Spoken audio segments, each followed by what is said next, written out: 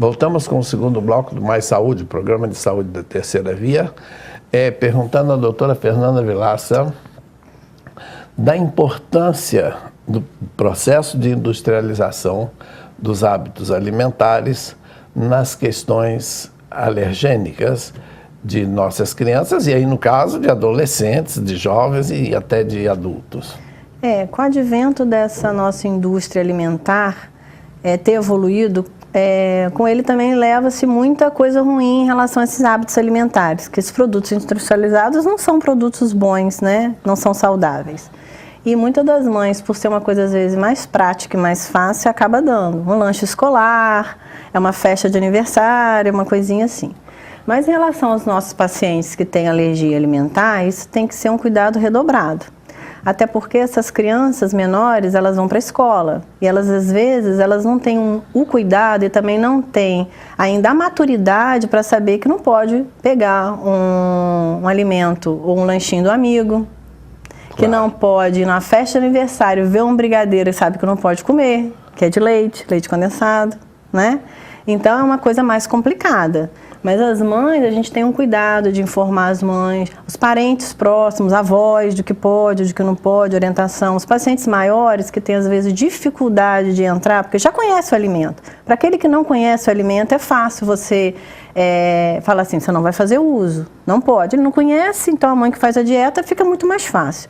Mas você pega uma criança que não sabia da sua patologia, da sua doença, e descobre um pouco depois e está acostumada a fazer uso do alimento, é complicado para falar para ela, você não pode comer. Ela não entende, entendeu? Então, o que a gente faz? Muitas das vezes tem que caminhar até para o nutricionista para orientar uma dieta, para montar um cardápio, para às vezes você mandar para uma escola, orientar a professora, o meu filho é alérgico, ele não pode fazer uso de determinados alimentos, então a merenda dele não pode ser trocada, o lanchinho dele não pode ser trocado, ele às vezes não entende, entendeu? É complicado, porque o tratamento da alergia alimentar é a exclusão do alimento, não tem outra coisa, você não pode expor o paciente àquele antígeno. E quais são os alimentos que mais frequentemente provocam alergia alimentar, Fernanda? A gente tem que, na verdade, é de acordo com região, no caso, de acordo com o país. Aqui no Brasil, o leite, o trigo, o ovo, crustáceos, são o que e o glúten. Leite, ovo, trigo, ovo, leite, crustáceos e o glúten. E o glúten. Nos Estados Unidos tem muito amendoim, porque lá usa muita pasta de amendoim, né? Sim. Aqui não tem muito. Passagem é uma delícia. Felizmente não temos aqui no Brasil facilidade para encontrar. Ótimo. E com relação, Fernanda, à influência desses alimentos no que diz respeito à alergia respiratória, a asma brônquica, eu gostaria até que você se dispusesse a falar conosco não só da importância desses alimentos nas alergias respiratórias como fator determinante de asma brônquica, mas que você nos falasse também sobre a importância do ambiente doméstico no desencadear da alergia respiratória. Na verdade, quando a gente fala em alergia alimentar com sintoma relacionado à parte respiratória, onde você tem a asma, a rinite, então o que acontece em relação a isso? É o antígeno que vai causar os sintomas respiratórios. Aí, você fazendo uma dieta de exclusão, você acaba diminuindo os sintomas do broncoespasmo, o sintoma da asma. Mas quando a gente fala em asma em relação ao controle ambiental, a gente já está falando em asma de outro quadro, uma asma relacionada à parte mesmo respiratória. Aí esses alergenos já mudam, eles já não são mais alergenos alimentares relacionados a isso, são alergenos que a gente fala inalantes.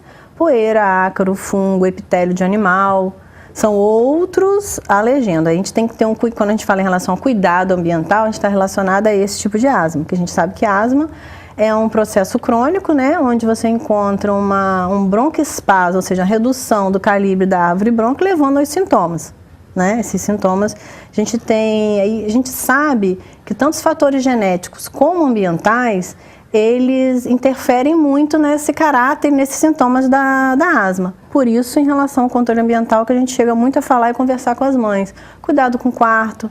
Querendo ou não, a criança ou qualquer pessoa passa praticamente, ou deveria passar, 8 horas do seu dia. Um terço da vida em cima de uma cama, teoricamente dormindo, né? Então, a gente tem que ter o cuidado, podendo usar capas de colchão e de travesseiro antiácaros, porque aí ajudaria. A gente tem que ter o cuidado com ursinho de pelúcias, com o tipo de brinquedo que a gente oferece para essas crianças, saber como cuidar do ambiente onde a criança está dormindo, evitar espanar, porque você levanta a poeira e a poeira senta novamente. Passar sempre um pano úmido, entendeu? Evitar os produtos que funcionam como irritantes, que seriam esses cheiros fortes, desinfetantes, detergentes. Evitar o tabaco, que funciona como poluente, né, do ambiente, que seriam os cigarros. Tem muita gente que as crianças têm asma e os pais ou parentes, eles funcionam como fumante passivo. Fumam no interior da casa. E os pais falam assim, eu fumei lá fora, eu não fumei aqui não. Eles já nem sentem mais um cheiro na roupa, mas a gente que não fuma sente. E a criança vai sentir. Claro que sim. Achou que lavou a mão, trocou a roupa, tá limpinha. Entre os desinfetantes, variando o perfume de cada um deles, nós poderíamos dizer, Fernanda, que os desinfetantes, de uma forma geral, nas residências onde tem crianças alérgicas, deveriam ser substituídos apenas por detergentes? Na verdade, a gente usa o detergente neutro, né, para fazer a limpeza, né, quando precisa. E no chão, geralmente, a gente sempre pede para colocar água, vinagre e álcool. Nada mais do que isso. Então, você limpou, né? Evitar. Ficou, você tirou o germe com álcool, né? E você limpou. Até porque o ambiente do paciente alérgico, se a mãe for uma pessoa cuidadosa, ela está sempre limpando. Ela tira, ela está sempre passando um paninho úmido, ela está sempre fazendo os cuidados necessários que geralmente o profissional orienta. Perfeito. Terminamos aqui o nosso segundo bloco do Mais Saúde, o programa de saúde da Terceira Via. Voltamos em seguida com a doutora Fernanda Vilaça falando-nos sobre alergia alimentar, intolerância alimentar e, aproveitando a sua presença, estamos provocando para falar sobre alergia de uma forma geral. Já voltamos para o terceiro bloco.